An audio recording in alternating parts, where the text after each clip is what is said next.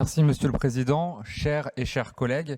Je commencerai en disant qu'il est évident que nous soulignons l'intérêt de la démarche, puisqu'effectivement, pour reprendre les propos du rapport, plus personne ne peut sérieusement remettre en cause le phénomène de réchauffement climatique et que, je cite, « la France n'est naturellement pas épargnée par ces épisodes climatiques de plus en plus fréquents, violents et dramatiques ». Le recours à une énergie renouvelable propre, disponible et qui ne concourt pas à artificialiser les sols, puisqu'au regard des annexes, on peut voir que les implantations concernent des préaux, des bâtiments, voire des ombrières, attire naturellement positivement notre attention. Toutefois, quelques remarques émergent. C'est plutôt des interrogations même.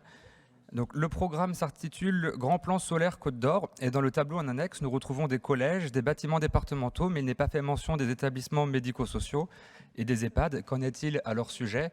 Est-ce que c'est quelque chose qui est envisageable ou non ? J'aimerais bien avoir des petites précisions si c'était possible. Ensuite, deuxième remarque, alors j'ai que 3 remarques. La deuxième remarque, c'est que le rapport évoque la création potentielle de la société Côte d'Or Solaire. Oups, excusez-moi, fausse manip.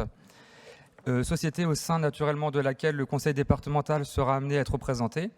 Alors, dans un souci d'équilibre démocratique et au regard de l'enjeu climatique qui va bien au-delà des étiquettes politiques, il apparaîtrait bienvenu que Côte d'Or Terre d'Avenir soit associée à la gouvernance de cette future entité.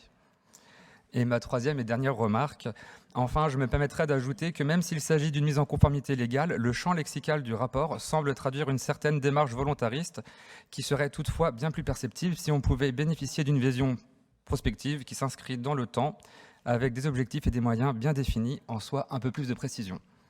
Voilà, Monsieur le Président, chers et chers collègues, malgré les remarques soulevées, il est évident que nous voterons pour ce rapport qui, au-delà de participer à la sobriété énergétique, permettra, dans un contexte de guerre au port de l'Europe, de concourir toujours un peu plus à l'indépendance énergétique. Voilà.